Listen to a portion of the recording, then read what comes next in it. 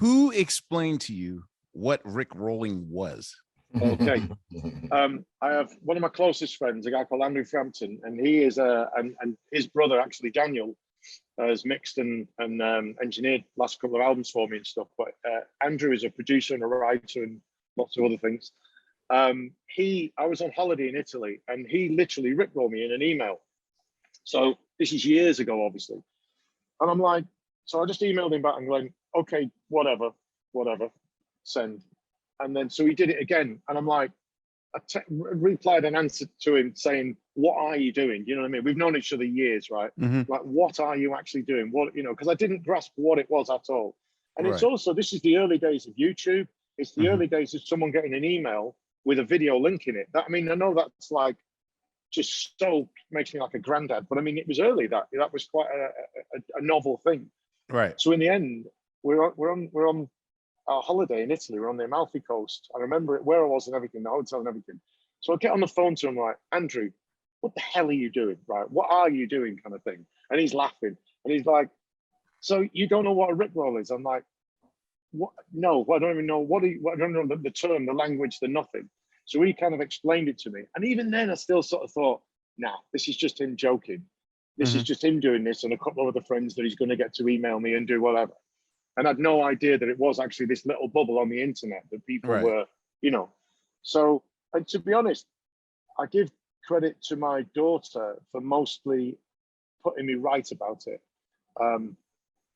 I'd been nominated for an MTV award in whenever it was, 15 years ago.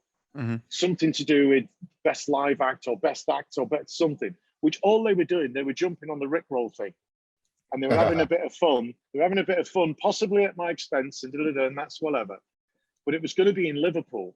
And I knew that Sir Paul McCartney was going to be getting a Lifetime Achievement Award from Bono in Liverpool, right? Right. And I'm like, am I going to go to that? No, I am not, right? I wasn't even really going to go anyway, but I thought, I'm definitely not going there. If it would have been in Leipzig or Hamburg or Brussels, I might have gone to that, right? I ain't going to Liverpool with Sir Paul McCartney and Bono. That ain't happening, right? And my daughter said, she said, look, there's no way you're going to that. That's just like some, and I said, no, you're right. You know, and she was like 15, 16, whatever she was. He said, you do realize it's got nothing to do with you. And I went, what?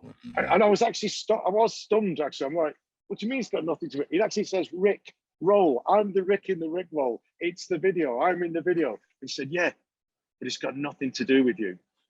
And it was like really wise words freeing from a young woman, young girl, because she was absolutely right. It's got everything to do with me and nothing to do with me at the exact same time. And it's probably the best bit of advice I ever had about it, all of it. And that is to say, it's over there and it's doing whatever it is, and it's a thing and it's what have you, and it can be fun, and you can even enjoy the fun and get involved in it sometimes. But it isn't. It's a thing and it's a whatever. Just it's there, whatever it is.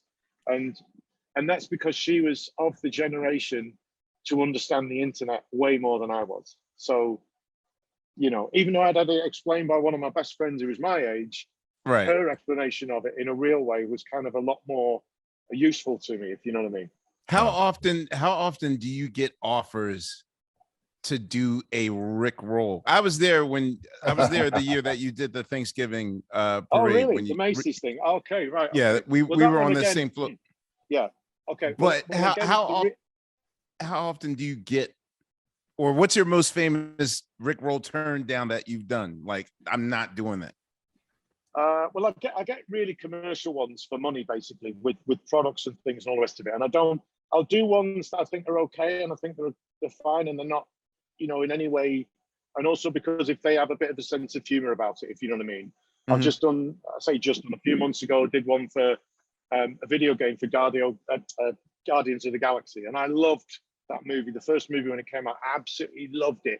And the way they use music, I think, is such a blessing. Because kids know those songs, even the ones from the 70s, 80s, whatever, they know those songs. Yeah. Like we were talking at the very beginning, all three of us talking at the beginning about how we listen to music, how we come across it and stuff. So I thought that was a really cool thing to do. And the guys who made the video game were really great. So I'm more than happy to be invited to do that.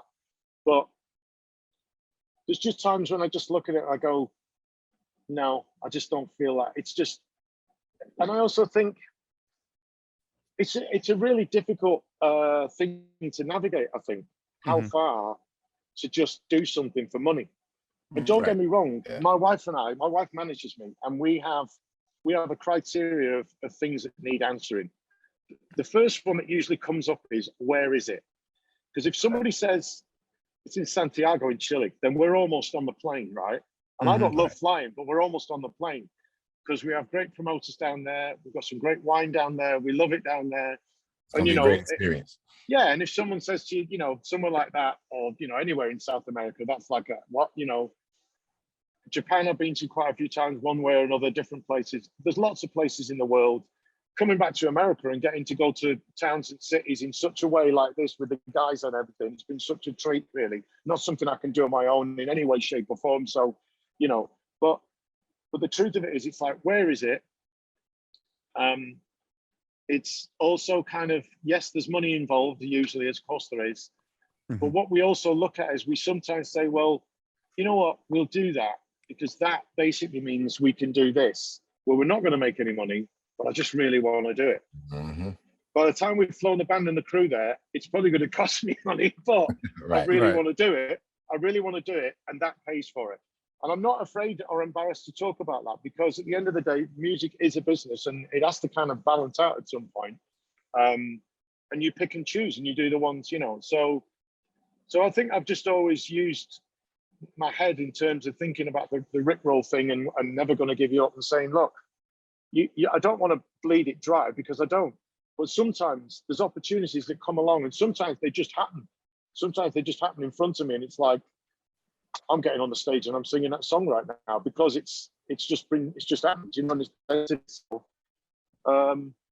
It's tricky. And like you said, there's a lot of artists who want to run a million miles from their biggest, oldest song. Mhm. And I kind of go the other way. I sort of embrace it. And it's like an old jacket and it's kept me warm for 30 odd years. Do you know what I mean? So I have that kind of like comfortable love for it, I think. Well, that's inspirational because I'm a human being that is still slowly,